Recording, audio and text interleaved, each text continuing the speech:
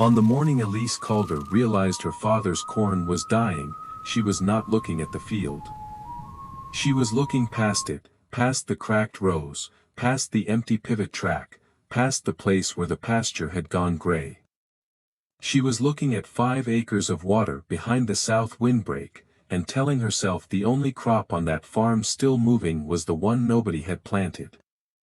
Her father called it the old cattle pond. The neighbors called it a mud hole with cattails. The county agent would later call it, with a smile he thought was harmless, a schoolgirl experiment. Elise called it inventory, and by the time the county figured out what that meant, 9 grain farms in western Nebraska had already started asking her how to turn water into income. But in the summer of 2012, nobody was asking her anything. They were watching the sky. Chase County, Nebraska is not the kind of place that gives a person soft lessons. It is wheat stubble, corn rows, cattle tanks, county roads, and a sky so wide it can make a grown man feel watched. The farms are measured in sections. The families are measured in generations. And most decisions are made with one question in mind. Did it work for the people who came before us? For the Calder family, the answer had been grain. Ray Calder's grandfather had bought their first quarter section in 1919 after coming home from the war with a bad knee, a pocket watch, and enough stubbornness to confuse survival with a plan. By 2012, the Calders were farming just under 1,100 acres outside a little town called Bison Creek. Winter wheat, corn when the water pencil said yes, Milo when it said no, a few cattle when the grass could carry them. Ray Calder knew that country the way some men know scripture. He knew which low field would crust after a hard rain. He knew which pivot motor would need coaxing before June. He knew the smell of hail before the first white stone hit the pickup hood. He did not know what to do with his daughter when she came home from college and told him, the best acre on the farm might be underwater. Elise was 23 that spring. She had grown up in that pickup, on that land, in that kind of silence. She could run a grain cart before she could parallel park. She had spent harvest seasons eating sandwiches with chaff in her hair. But she had also spent 4 years at the University of Nebraska studying water systems, small-scale aquaculture, and the ugly math of farms that depended on one income stream. Her senior paper had started with a question nobody in Bison Creek was asking. What if the ponds built for cattle were not dead acres? Not scenery, not mosquito country. Not holes that stole land from crops. What if they were standing inventory? She worked under a professor named Dr. Edwin Marr, a quiet man with a beard the color of dust and the alarming habit of answering simple questions with a stack of data. Marr had spent years studying small pond production in marginal farm regions, especially places where irrigation water was expensive and dryland grain could swing from profit to disaster in one bad season. The argument was not romantic, it was almost irritatingly practical. A farm pond already held water, a farm family already owned the land. A local market already paid a premium for fresh fish because the nearest reliable supply was several hours away. And most ponds were being treated like a spare tire left in the weeds. Elise built a model around yellow perch and channel catfish. Yellow perch because they handled cold winters, had steady restaurant demand, and could bring strong prices when sold fresh. Channel catfish because they grew faster, tolerated tougher conditions, and gave the pond a second harvest lane through family fishing days. Her numbers were not fantasy numbers, they were cautious enough to be boring. 5 surface acres. A low-density stocking plan. A feeder. A bottom diffuser. A second emergency aerator for August heat. A harvest schedule split between restaurants in North Platte and weekend fee fishing on the farm. A 3-year break-even window. A worst-case evaporation scenario. A disease loss allowance that made the model look less impressive and more honest.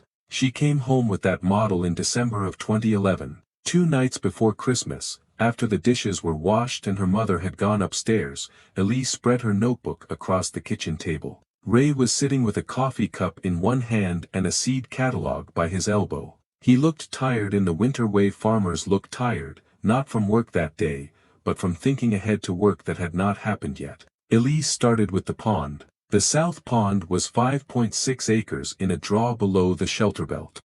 Ray's father had pushed the dam in 1964, back when the farm still ran more cattle than grain.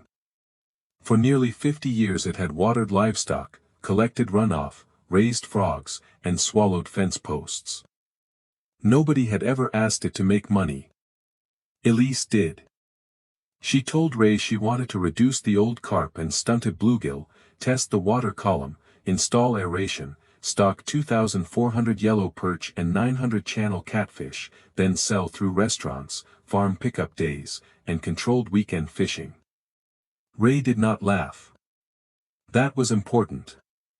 Ray Calder was not a man who used laughter as a weapon.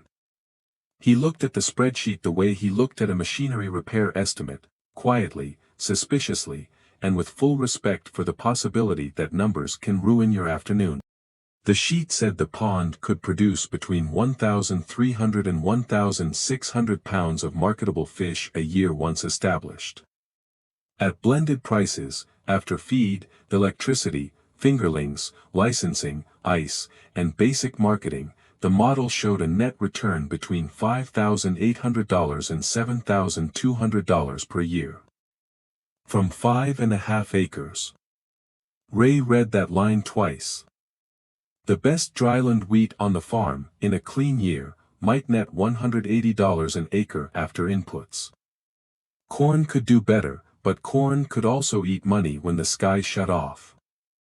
The pond model showed more than $1,000 an acre once it stabilized.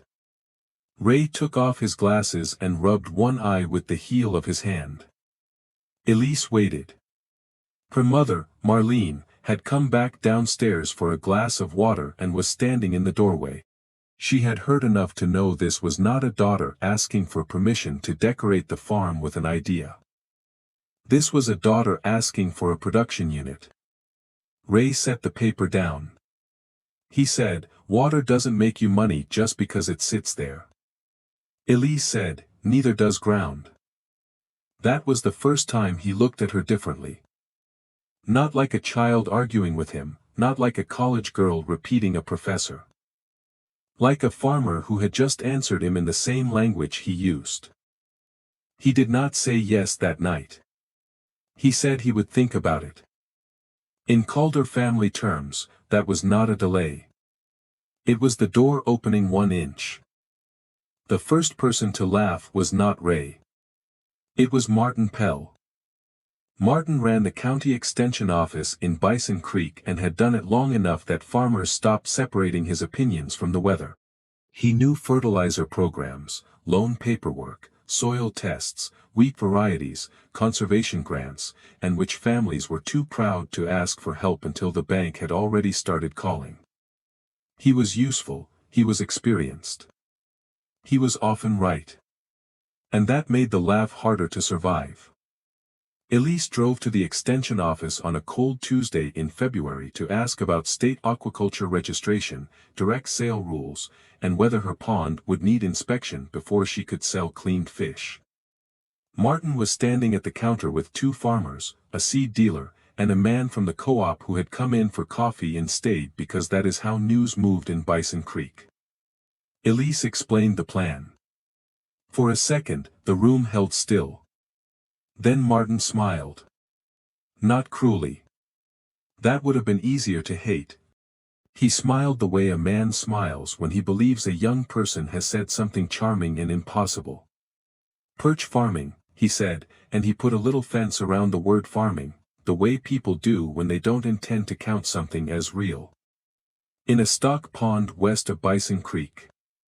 One of the farmers looked down into his coffee. The seed dealer snorted once and tried to turn it into a cough. Elise opened her notebook. She showed Martin the production estimates, she showed him dissolved oxygen data, projected feed conversion, seasonal harvest windows, restaurant pricing, and the 5-year comparison between pond acreage and marginal dryland ground. She spoke for nearly 10 minutes. Martin listened with the patience of a man waiting for a storm cell to move through. When she finished, he tapped the top page with one finger. "These university papers?" he asked. "Some of them." "And some from where? Minnesota? Arkansas? Nebraska, Minnesota, and Ohio?" He nodded. "That's the thing about papers, Elise. They don't have to sit through August here." The room did not laugh that time. That almost made it worse. He gave her the registration information. He gave it correctly. He did not block her. He did not behave badly enough to become a villain. But as she walked out, he said to the counter, not quite softly enough, "Ray's girl always was bright. I just hate to see college turn a cattle pond into a business plan." Elise heard every word. She wrote it down in the margin of her notebook before she started the truck. Not because she wanted revenge.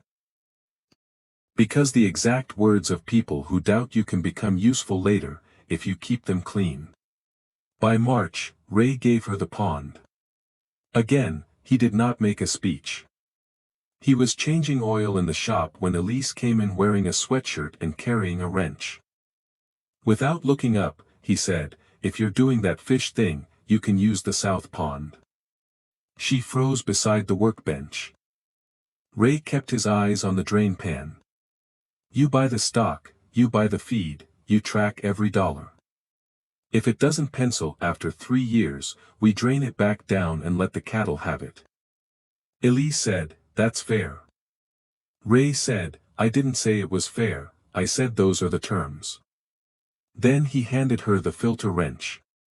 That was his blessing. She spent $6,900 of her own money before the first fish went in. She hired a pond contractor out of Kearney to survey depth and test water quality. She spent 2 weekends pulling carp and stunted panfish with traps and nets. She ordered 2,400 yellow perch fingerlings from a hatchery near Valentine and 900 channel cats from a supplier across the state line. She bought a used automatic feeder from a retired pond manager and a 1-horsepower aeration system she could barely afford. She installed the first diffuser in water so cold it made her teeth hurt. Every morning, before checking anything else, Elise walked the pond. Water temperature. Clarity. Wind direction. Surface activity. Feed response. Dead fish count. Most days the dead fish count was 0, and she wrote that down with the same seriousness she wrote down the days it was not. The first year there was nothing glamorous to show, no miracle harvest, no crowd, no county changing its mind. Just a young woman walking a pond edge with a thermometer in her back pocket. While the rest of the farm tried not to burn up, because 2012 did burn. By late June, the corn had stopped pretending, the leaves rolled tight in the afternoon and did not open at night. The pivot allocations were too thin, the pasture sounded brittle under boots. Men who normally complained about rain at the wrong time had stopped joking about rain at all. Across Chase County, wheat had been the last decent check before the heat set its jaw. Summer crops were ugly, corn yields fell hard. Some dryland fields were not worth harvesting. Cattlemen hauled water to pastures where ponds had gone low and green at the edges. Ray's corn lost more than a third of what he had budgeted.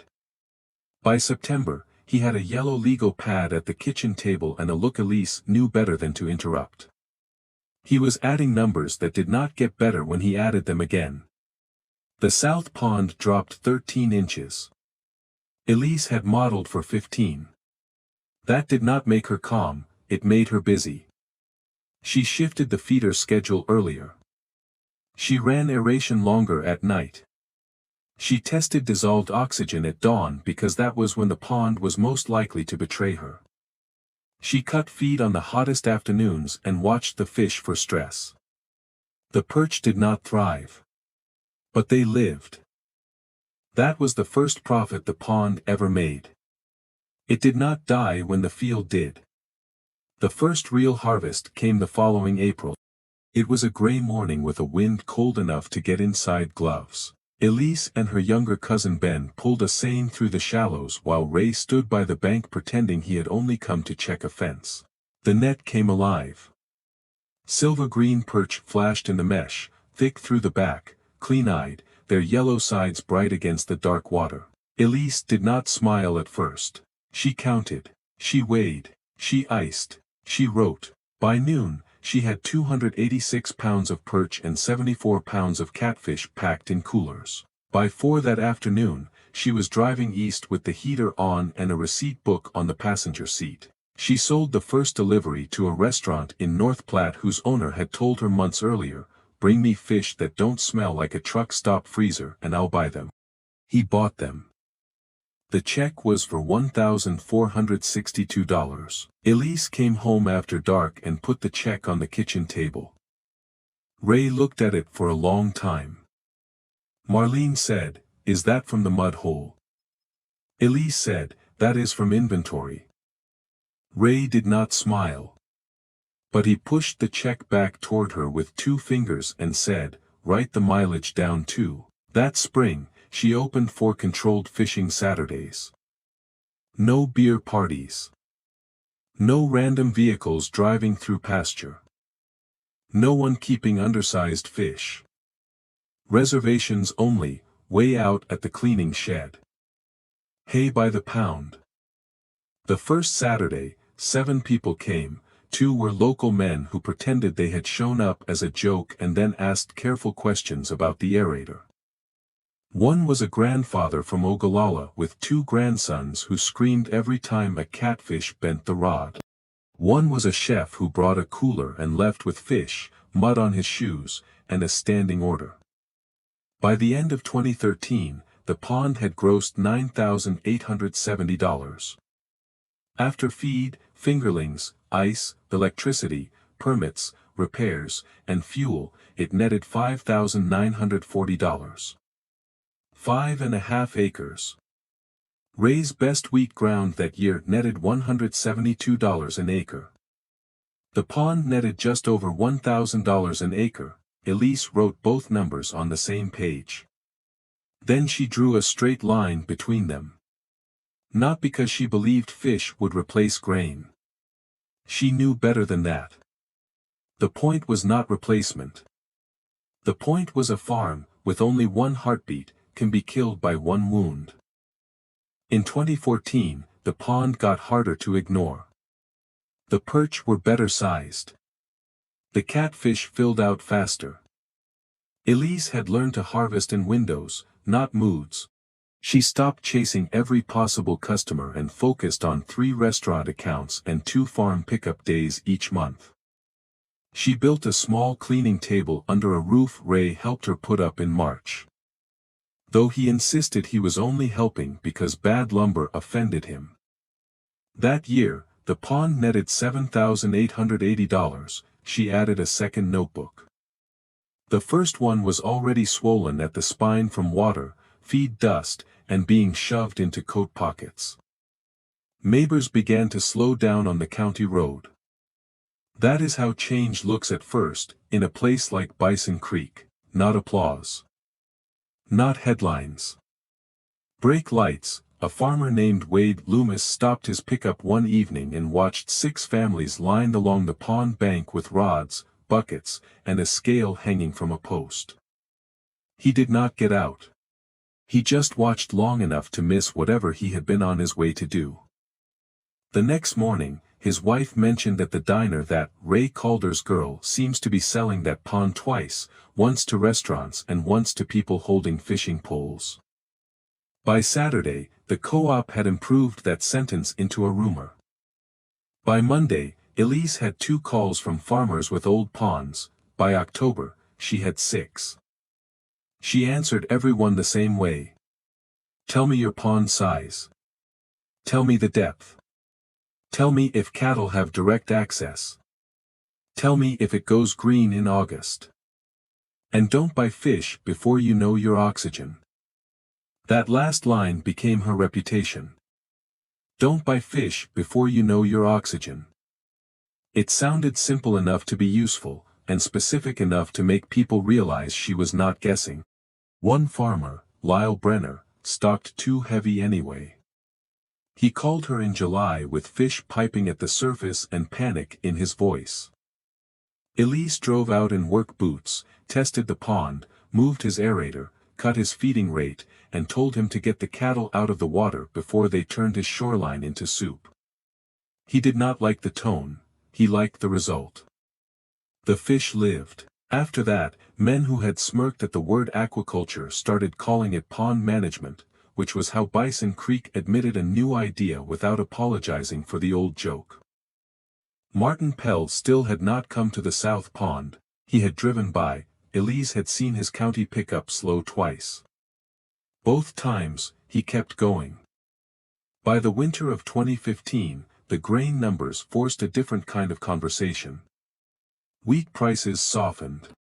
Input costs did not. Fuel had come down some, but repairs, seed, chemicals, land payments, and operating loans still took their share before any family got to keep a dollar. At the Extension Office's annual Farm Outlook meeting in February, Martin stood at the front of the Bison Creek Community Hall and walked through the slides. Expected returns, input pressure, marketing risk, moisture outlook, insurance options. The room was full of men and women who already knew most of it but needed to hear the official version anyway. When the floor opened for questions, Elise stood. She was 26 by then. She had a Carhartt coat over a plaid shirt, dried mud on one pant leg, and the green notebook in her hand. She did not ask a question. She gave them numbers. 3 years of pond records. 2 full harvest seasons. Restaurant demand. Fee fishing logs. Oxygen events. Feed costs. Labor hours. Customer radius. Net return per surface acre. She did not oversell it. That made the room lean in. She said a pond was not a miracle, it could crash if stocked wrong. It could go oxygen poor in a hot week. It could lose money if a person treated it like scenery with fish in it. Then she put up one page she had copied for anyone who wanted it. On the left, the Calder Farm's dryland grain net averages for the last 3 years. On the right, the South Pond net per acre over the same period. The numbers were quiet.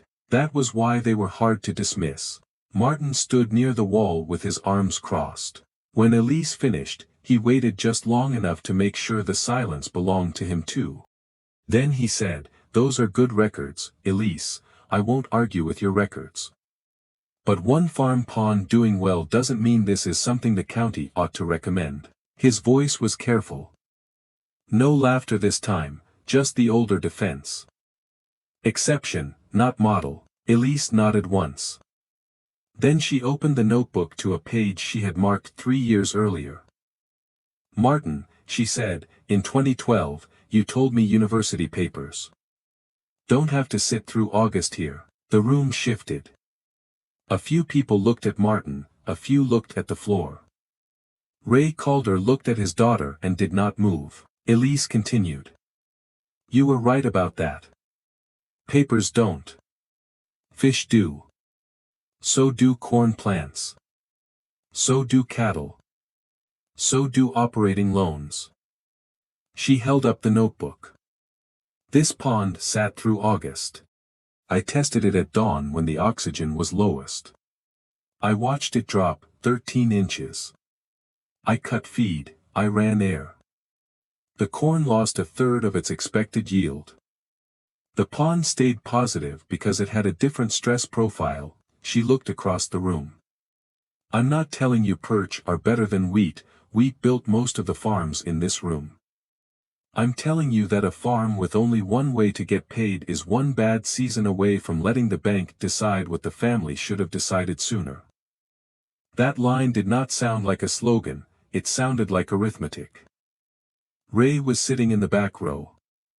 He had come because Marlene told him if he pretended not to care she would make him regret it in ways the bank could not calculate. When the room went quiet, Ray stood. He was not a man who enjoyed public speech. He looked faintly annoyed by the fact that his body had chosen to stand up at all. He said, "I've watched it for 3 years, she's not guessing." Then, he sat down, that was all, but in Bison Creek, that was a sermon. After the meeting, people clustered in the parking lot under a sky hard with winter stars. Engines started. Truck doors slammed. Conversations broke into low pieces. Martin walked over to Elise by Ray's pickup. His hands were in his coat pockets.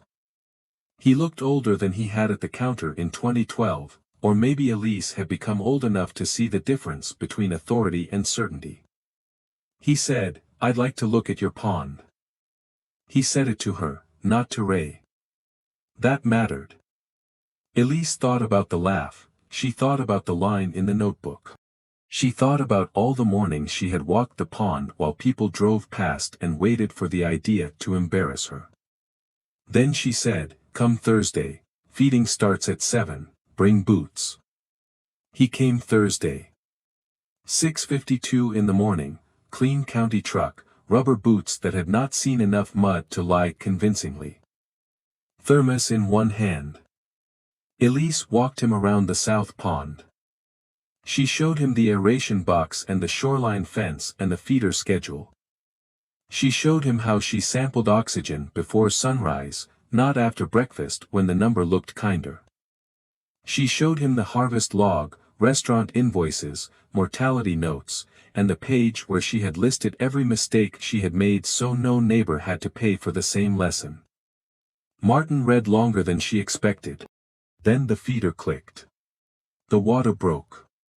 Perch rose in a flashing scatter, catfish rolled beneath them, slower and heavier, the surface turning alive in the early light. Martin watched without speaking. For once, the pond made the argument better than Elise could. When he finally looked back at her, his face had lost the practiced county agent expression. He said, "If we were going to help other farms try this, what would we have to get right first?" Elise did not answer immediately. She wanted to. She had wanted that question for 3 years. But she had also learned that the first answer people give is often the one they most want to hear. Not the one that keeps fish alive. So she said, "Screening. We don't start with fish. We start with water." Martin nodded slowly. "Then what?" "Then stocking limits, aeration, cattle exclusion, harvest plan, market plan before production. And somebody has to tell them no when the pond can't carry it." He smiled a little. "You volunteering?" Elise looked at the water. "No," she said, "I'm making sure you understand what you're asking." By fall the county had a pilot program. Not a big one. 3 farms. A small cost share for aeration. A pond assessment sheet, a stocking guide Elise wrote and Martin edited. A shared restaurant delivery route every other Friday because one farm alone could not fill a steady order, but 4 farms together could. By the end of 2016, 8 farms in Chase County had managed pond systems. Not all succeeded the same way. One pond stayed too shallow and shifted to catfish only. One farmer quit after deciding fish were worse than calves because at least calves had the decency to look you in the face. One operation became a clean little business with school groups, weekend fishing, and twice-monthly restaurant deliveries. The average first full-year net across the successful ponds was $820 per surface acre. That number traveled faster than any brochure. Martin presented the program at a regional agriculture conference in Kearney in 2017. He opened with the story of a young farmer who brought him a notebook, a water problem, and an idea he was too slow to recognize. Elise sat in the 3rd row while he said it. He did not use the word genius. He did not use the word miracle. Good. Those words would have made the whole thing smaller. He said the credit belonged to the person who understood that unused capacity is still capacity, even when it looks like a pond. That was better. Ray had driven to the conference without telling Elise. She saw him only after she finished answering questions. He was standing by the back wall in his good coat, pretending to read a pamphlet about soil health. Elise walked over. "You came," she said. He shrugged. "Had to be in town." "You hate town." "Needed bolts." "At a conference center." Ray folded the pamphlet and put it in his pocket. Then he looked toward the stage where her slide with the per-acre comparison was still projected on the screen. He said, "That chart was good." For Ray Calder, that was almost embarrassing in its tenderness. Elise let it stand. The change that mattered most did not happen at a conference, it happened 2 years later, back at the kitchen table. Ben Calder, Elise's cousin, had finished a degree in rangeland ecology and come home with a plan for the rough strip along the North Creek. It was ground nobody farmed well, too uneven for equipment, too wet in spring, too dry by July. It grew weeds, willows, and arguments about whether it was worth fencing. Ben wanted to turn it into native seed production, warm season grasses, milkweed, purple prairie clover. Little blue stem, seed sold to restoration contractors, highway departments, and conservation projects. He had maps, cost estimates, a harvest schedule, buyer letters, a 3-year establishment window. Ray sat at the table and read the packet. Elise stood by the sink with a coffee cup and said nothing. She watched her father read a new kind of plan on the same table where hers had once looked impossible. Ben was braced for resistance. Ray set down a page. He asked, "Does it need irrigation?" Ben said no. "Special equipment?" "Some. I can rent the seed stripper the first year." "Market before harvest?" "I've talked to 2 buyers." Ray looked at Elise for half a second, then looked back down at the papers. "Track every dollar," he said. Ben waited. Ray picked up the next page. "Do it the way you wrote it." Elise looked into her coffee so nobody would see her face. That was the real harvest from the pond. Not the checks. Not the conference. Not Martin Pell standing beside the water asking how to help. The real harvest was this.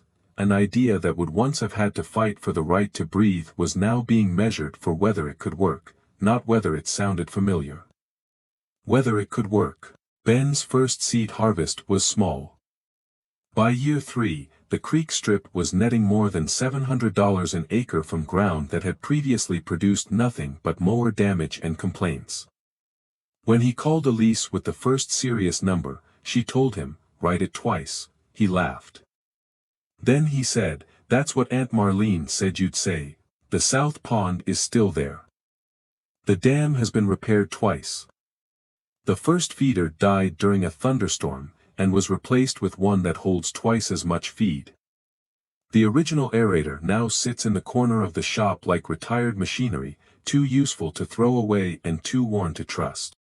Elise keeps the first green notebook in a kitchen desk drawer. Its pages are warped from humidity, stained with pond water, and filled with the kind of numbers that do not look dramatic until you know what they cost to gather. There is a page from 2013, with 2 columns, grain, pond, there is a line drawn between them. Years later, Martin Pell retired from the extension office. At the dinner they held for him in the community hall, he stood in front of a room full of farmers and said the best program he had ever been part of did not start in his office. It started with a young woman he had underestimated. Elise was in the back of the room with her arms folded. When people turned to look at her, she nodded once, that was all. She had fish to feed in the morning. The pond was never magic, it was water, oxygen, feed, records, markets, patience, and a person stubborn enough to treat an overlooked thing as if it had been waiting for someone to count it correctly. The drought came, the corn burned, the perch lived. The county followed, and in the drawer of that kitchen desk, the old notebook still holds the line between the 2 columns, waiting for the next person to open it and understand that a farm does not survive, because every acre looks familiar.